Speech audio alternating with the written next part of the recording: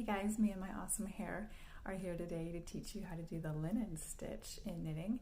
It's a really fun one that's easy to memorize. It's fairly repetitive, so it's a good one to do while you are watching TV or a movie or listening to someone else talk that's boring.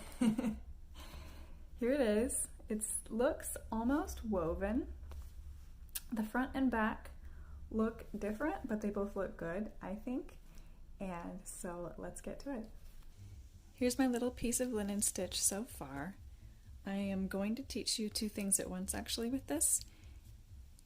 The cool thing about linen stitch is you can knit the whole thing in one solid color like this, or you can use two colors and alternate every other row for a cool variegated look, or three colors where you switch every row for a completely different kind of look. So I'm going to add an extra color right now.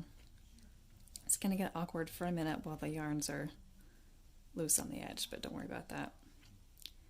I'm slipping the first stitch on every row to create this nice clean, this is called a chain selvage here. I just like to do that because it looks nice.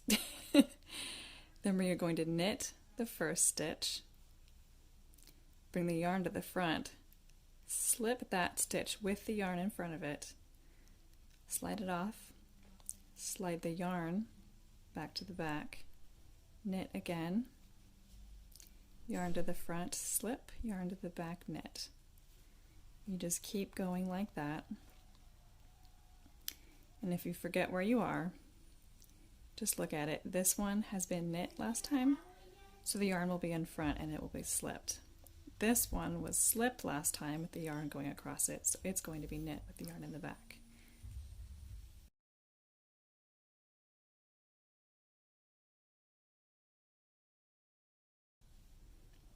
Once you're at the end of the row, I'm going to yarn over and slip that stitch and then knit this last one. That's the end of the knit row. And now that I have done the first row with the second color, it looks like I've done every other stitch and it's created this cool mixed pattern. So then we'll turn it over, work with the yarn in the front because it's the purl side. Still slip that stitch, and then I will purl the first stitch, and it's a little easier to keep track when you are doing two colors because you're always working on the opposite color and then slipping the color of your working yarn. So we do yarn in front, knit, purl, sorry, yarn in back, slip, yarn front, purl,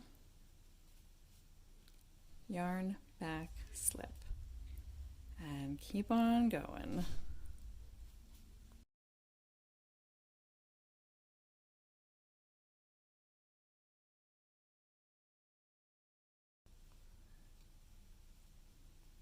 Purl that last stitch.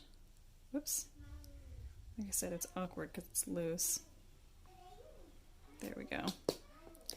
And whenever you do add colors like that, they get really loose. So just gently tighten it back up on both of them. There. So now that both of those rows are done, you can kind of see how it alternates there. And if I were to go back again with coral colored yarn, I still got it here. It just keeps on mixing in like that. It's super cool. Get all these tightened up again. How many times can I say that it's cool?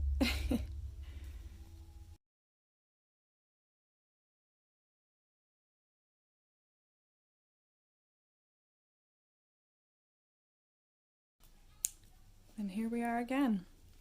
I love how that looks. And here's what it looks like on the back side. You can see all the pearls. Looks so cool on the front though. And you can just keep going like that. You can do it for a little while and then do just the other color. The possibilities are not endless, but There's a lot of possibilities for how linen stitch can look. You can see it's a little stretchier here. I have a looser gauge than what I did on my blanket that I showed you. That's it.